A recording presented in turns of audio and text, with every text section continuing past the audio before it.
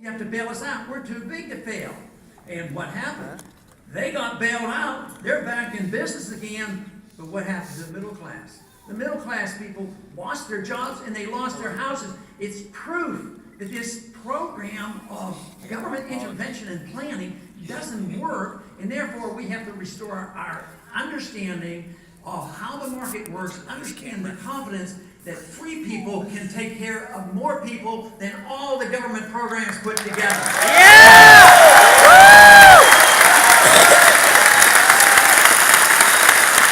Freedom brings more prosperity than anything else.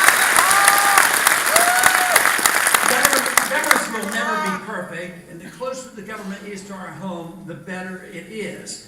And right now, we fight and try to keep the federal government smaller and keep more government locally. But we also have to be very much aware of international governments coming. There is so much of that. They're talking about another, a substitute for the current monetary system, a new currency under the United Nations and the IMF.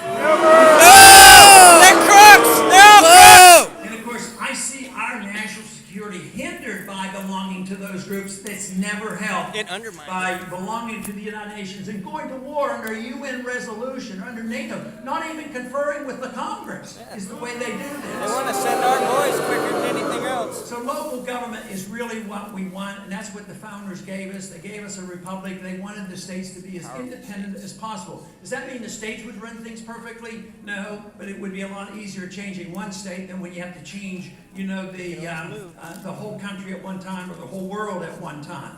But once we have accepted this notion that it's okay for this because government's always going to help us, and we let this money gravitate to Washington, whether it's income taxes and user fees and highway fees and everything else, the money goes to Washington, but it never gets distributed fairly. The bureaucrats get control of it. It's a political system, and then when they finally send some of our money back to us, guess what you get? A ton of regulations. Yeah. You're not even able to spend your own money again. It isn't your own money because we sacrifice the independence of the states by allowing our governments to do this. And the same way with individuals. If we think that we can benefit from a government medical program, oh yeah, you'll give up for that. And then they're going to argue over mandatory health programs on whether the insurance company must give birth control pills or not give birth control. It's ridiculous. That is so far removed from what a free society is all about.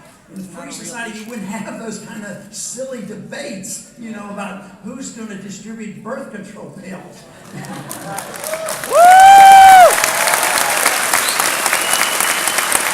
That's right. Focus on the real stuff.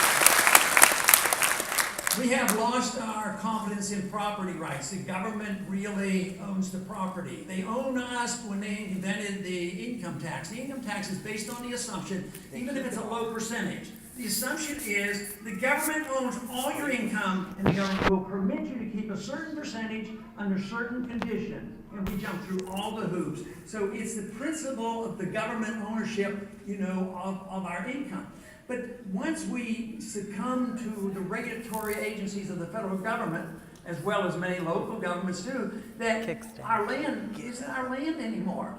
Our land is we have the liabilities of the land, we pay the rent, but if anything goes wrong, it's our fault. But if we want to use it, how many permits do you have to have?